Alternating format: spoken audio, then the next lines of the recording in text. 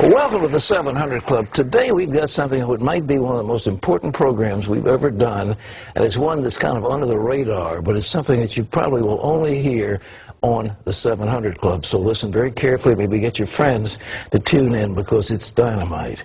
Well, Islamists made a strong showing in Tunisia's election, and Libya's new leader is talking about Islamic law.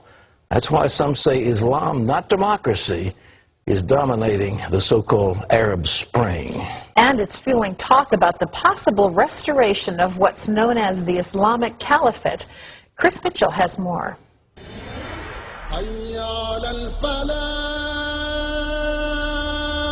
When Muhammad died 14 centuries ago, the Muslim world needed someone to take the Prophet's place.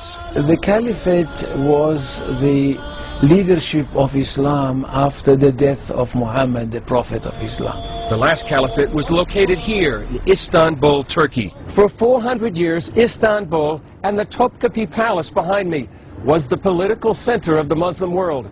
From here, the Turkish sultans ruled the Ottoman Empire as caliphs from 1517 until the empire fell after World War I. But in 1924, the Turkish leader Ataturk abolished the caliphate.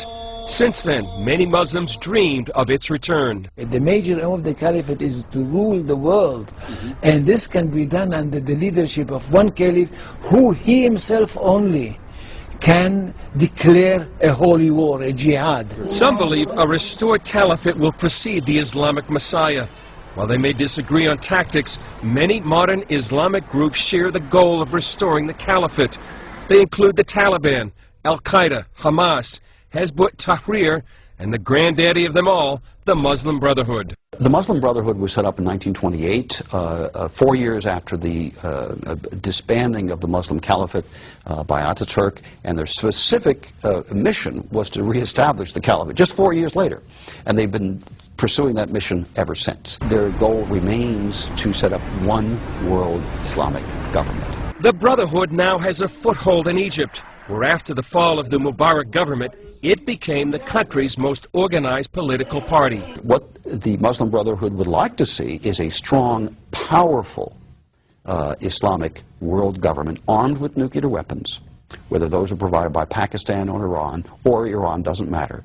And they would be gradually eliminating Christian and Jewish influence, Christian and Jewish governments. Another potential power player who wants to restore the caliphate is Turkish Prime Minister Erdogan. I think Erdogan clearly sees himself as the founder of the new caliphate, the world Islamic government, with Turkey at its center. I think this is what's behind him offering to send the Turkish Navy, for example, to protect a, quote, peace flotilla that would come to Gaza. I'm sure that in his heart he's dreaming about the re-establishment of the caliphate. Yeah. He behaves like it. I mean, he can easily push this area into a great war. The threat of war and rise of Islam lead many to say the so-called Arab Spring is a misnomer. I wouldn't call it an Arab Spring.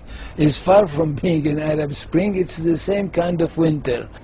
Chris Mitchell, CBN News, Istanbul, Turkey.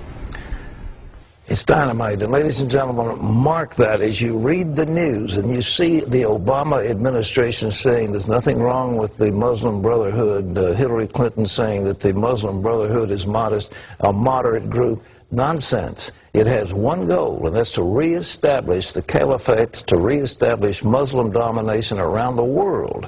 Just watch it when you read your headlines. What happens in Tunisia? What happens in Egypt? What happens in Syria? What happens in Iran? What's going to be happening in Iraq as soon as we pull out?